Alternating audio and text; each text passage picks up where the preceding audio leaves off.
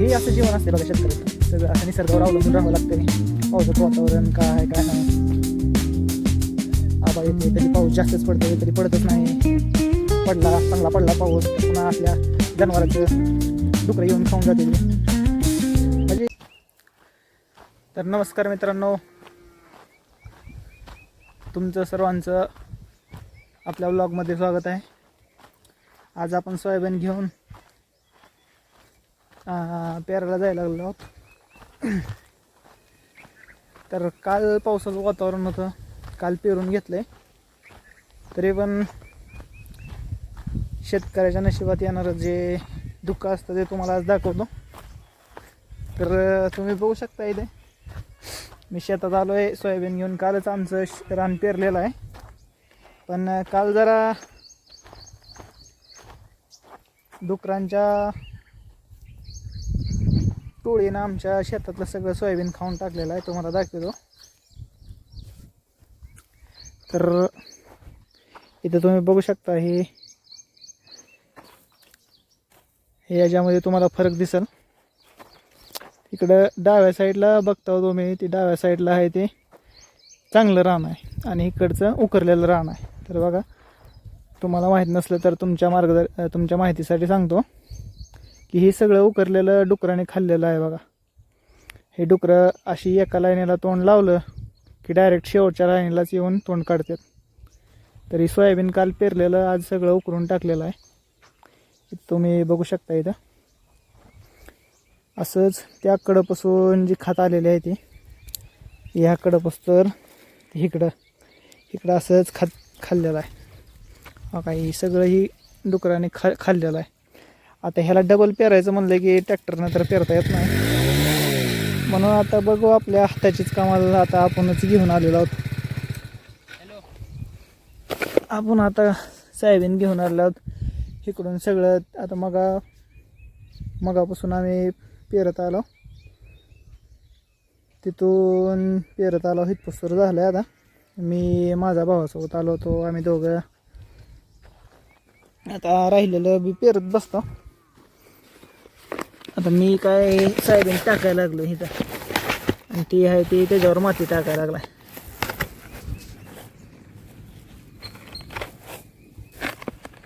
तर सगळं अशा प्रकारे कार्यक्रम चालू आहे आपला. तर तुम्ही बघू शकता शेतकऱ्याच्या मागं किती म्हणजे त्याची एक झलक आहे फक्त. ही तर काय नसते. काय नाही पेरायला लागलो करणार मामा इथं. तर तुम्हाला दाखवतो, ही तर कायच नाही. शेतकऱ्याच्या मागं किती त्रास असतंय तुम्ही आज बघाच. ही काही छोटासा त्रास आहे.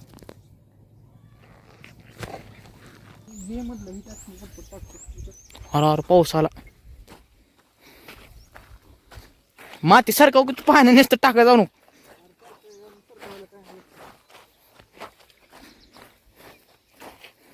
व्हिडिओ नीट धरता येणार मला हे सरकवताना.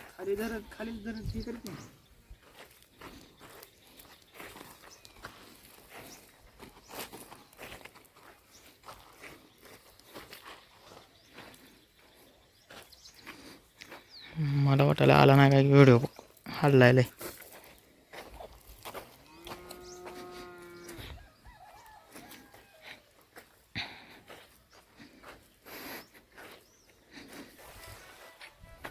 पाऊस आला बघ गावात.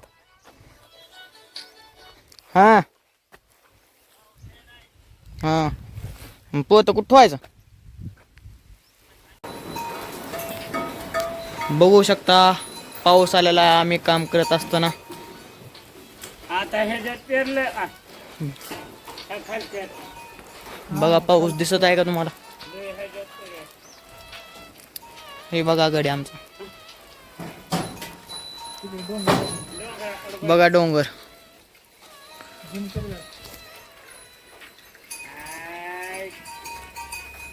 डोंगराच्या पलीकडेच हायवे आहे आपला.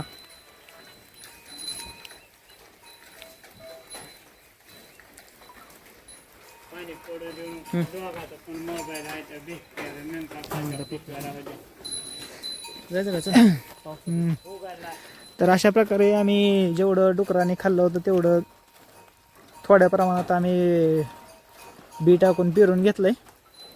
तिथं बघू शकता तुम्ही समोर गाडी लावलेली आहे. ही जी एकदम कडाचा भाग आहे ही सगळा डुकराने खाल्लेला आहे. तुम्हाला झूम करून दाखवतो बघा. इथून जे सगळं डुकराने खाल्लेलं आहे आणि ती तिकडच्या कडकून इकडच्या कडकून पलीकडच्या कडेला गाडी लावलेली आहे त्या कडेला आणि इकडच्या कडेला सगळं असं डुकराने खाल्लेलं आहे. तिथला भाग आम्ही पेरून घेतला आता. तेवढ्यात पाऊस बी आला. आबाळ बी लय मोठा आबाळ आलं. पेरल्या पाऊस चालू झाला म्हणजे काय त्याला पाणी बी लागलं. आता काय नाही उगवायला त्याला लय भारी मदत झाली. तर ही सगळं पेरून तुम्हाला शेतकऱ्याच्या नशिबात काय असतंय म्हणजे त्याला आईस पैस काय भेटत नसतंय. कष्ट मेहनत करावी लागते. काय असं घरी बसून ECच्या खोलीत बसून शेतकरी काय कष्ट सोचतंय त्याचं काय हाल होतात हे कुणाला कळत. ECत बसून कुणाला कळणार आहे. त्यासाठी जरा फील्डमध्ये उतरावं लागतंय. उगाच रॉयल शेतकरी रॉयल नसतंय. फील्डमध्ये उतरल्यावरच शेतकरी रॉयल होते. तर असा पाऊस चालू आहे. आता आमचं बी अर्ध थोडं बऱ्या प्रमाणात आम्ही टाकलं आहे खाल्लेलं. आता आम्ही जायला होता घराकडं. पाऊस तर काय आता थांबणार नाही. आभाळ आलेला आहे बघू शकता. इथं सगळं आभाळ पावसानं ढगानं काय पाण्यानं सगळं आभाळ भरलेलं आहे चारीकडून. पावसाचं वातावरण आहे. नेमकं आम्ही बरं झालं थोडा वेळ अगोदर आलो. थोडा वेळ अगोदर येऊन आम्ही जरा टाकलं पेरलं जरा. आता जाऊ घरी जाऊ. आता पाऊस बंद झाला आहे पण काय याचा नियम नाही. काल बी आलो होतो तर पावसात गाडी आमची फसली होती. आम्हाला घरी जायला आलं नाही. गाडी इथंच लावून गेला होता काल. मी नव्हतो आलो भाऊ आलता माझा. काल आला पावसात भिजला. गाडी तिथं सगळा शेतात चिखल झाला. चिखलात सगळी गाडी भरली. चाकच निघाला झाली. फसली सगळी गाडी चिखलात तिथं. तर आमचा बी लय मोठा पाऊस यायच्या आधी आम्ही बी निघता होत ना बऱ्यापैकी पेरून झालेला आहे. चप्पल सगळी घाण झाली माझी बघा.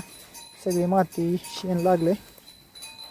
ही काय आहे ती घरी जाऊनच काढतो आता काय आहे ते सगळं घाण बघा. ही शेतात आलं की असं हाल होते. तर हे बघा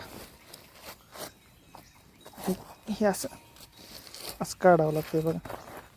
असं शेतकऱ्याचा हाल असते. तर काय शेतकऱ्याचा हाल शेतकऱ्याशिवाय कोणाला समजत नाही. माहिती आहे त्याचा हाल शेतकऱ्याचा हाल त्याच्या लेकराला त्याच्या आईबापाला त्याच्या बायकोला हे सगळ्याला माहीत असते.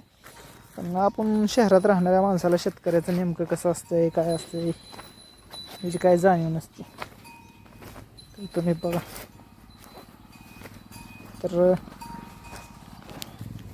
तर आपण अशा प्रकारे झालेलं आहे पेरून निघालो. आता घरी जातो आता मस्तपैकी. हे असं जीवन असते बघा शेतकऱ्याचं. सगळं असं निसर्गावर अवलंबून राहावं लागतंय. पावसाचं वातावरण काय आहे काय नाही. आभाळ येते कधी पाऊस जास्तच पडते कधी पडतच नाही. चांगला पडला पाऊस तर पुन्हा असल्या जनावराचं डुकरं येऊन खाऊन जाते. म्हणजे काय फॅक्टर्स असते ती काय तत्व असते ती जी शेतीला अफेक्ट करते. ह्याच्यातून मी 1-2 तत्व तुम्हाला दाखवले. पाऊस ऊन वारा पाऊस. दुसरं म्हणलं तर हे रानडुकरं. एकदा एका जागेला तोंड खुपसलं की डायरेक्ट शेवटलाच मग काय पीक येणं लय अवघड असतं बघा. तुम्हाला दाखवलं मी कसं ही आपली रानडुकरं कशी सोयाबीनचं रान उकरून खाते ती. जवारी असू द्या. जवारी तर लय खतरनाक उकरते ती. जवारी तर यूज देत नाही ती. आमच्या रानात तर आधी जवारी इतकी भारी यायची त्या डुकरामुळं आम्ही जवारीच लावत नाव. हे बघा तुम्हाला दाखवतो हो का. हे उकरलेलं आहे सगळं डुकरावाने. म्हणजे फरक जाणवत आहे का नाही. सरळ स्पष्ट दिसतंय की हे उकरलेलं रान आहे आणि इकडचं इकडचं बघा बरं, ही किती कोरडं असं चुपवून बसल्यासारखं, आणि ही आहे ती डुकरांनी खाल्लेलं आहे. हे असा फरक असते. हा बघा इथं बघा एक कोपऱ्याला, त्याच्या साईडचं बघा किती स्पष्ट आहे, असं म्हणजे एकदम सप्प आहे, प्लेन आहे, आणि हे उकरलेलं रान डुकरावाने. तर अशा प्रकारे शेतकऱ्याच्या महाग काय म्हणते ते कष्ट असते, ते शेतकऱ्याचं नशीब. असल्या सगळ्या संकटाला मात करून शेतकरी पीक उगवते, तरीही त्यांच्या पिकाला भाव येत नाही. तर बघा तुम्हाला दिसत असेल, ही जी रान आहे ते सगळं उकरलेलं आहे. ते आता आपण सोयाबीन अशी टाकलेले आहे. मला काही एवढं जमत नाही, तरी बी आम्ही शेतकऱ्याची लेकरावं म्हणल्यावर आम्हाला एवढं तर करावं लागतेच. तर हे सगळं डुकरावाने उकरून घेतलेलं. ही बघा सगळं उकरलेलं जे रान असते सगळं आपण भरून घेतलंय, इकडून ते तिकडून. इकडचा भाग बघा, तुम्हाला फरक बघा. बघा ही उजव्या साईडला बघा तुम्ही, असं प्लेन रान आहे. बघा हे सगळं आहे का, हे सगळं बघा, हे प्लेन रान आहे, हे पेरलेलं. आणि आता बघा, आणि ही उकरलेलं, हे उकरले, आणि हे प्लेन रान. तर असं हे रानडुकराचा कार्यक्रम असते. रात्र झाली, सगळं वातावरण शांत असलं, रात्रीच खेळ चालतंय त्यांचा. रात्री 2-3 वाजलं, पहाटेच्या टायमाला एक टोळी येते डुकरांची, रानडुकराची. आणि ती टोळी काय करते माहिती आहे का, एक कोणा पकडते, एक कोपरा पकडले, तिला बी सापडले एका कोपऱ्यात, की ह्या कोपऱ्यात तोंड घातले की डायरेक्ट शेवटचाच कोपरा काढते. आता इथून रान चालू होते.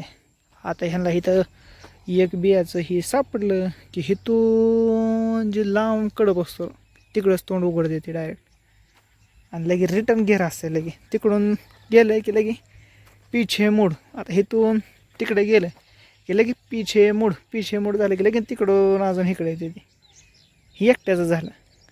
त्यांच्यासोबत 5-6 जणांची टोळी असते, डुकरावी टोळीत असते ती. परेड परेड कशी असते मिलिटरीची, तशी 5 डुकरं एका काकरीला लागते ती. 1 2 3 4 5 जण इकडून चालू होते ती, शेवट पस्तूर जाते ती, तिकडून रिवर्स टर्न घेते ती. आणि कुठला काय आवाज झालेला दिसला की तिथनंच मधनं कुठून बी रस्त्याकडं पळून जाते ती. असाही त्यांचा कार्यक्रम असते. तर तुम्हाला कळेल कसं असते, काय असते. डुकरं कशी सोयाबीन खाते ती, कसं पीक नासाडी करते ती. तर मित्रांनो, अशाच आपल्या पार्ट टाईम शेतकरी तुम्हाला आम्ही शेतीचं वेगवेगळं म्हणजे मी जे अनुभवलं आहे ते तुम्हाला दाखवण्याचा प्रयत्न करतो. तर आपल्या व्हिडिओला लाईक करा, चॅनलला सबस्क्राईब करा, आणि व्हिडिओ आवडला तर नक्की शेअर करा. जय जवान जय किसान.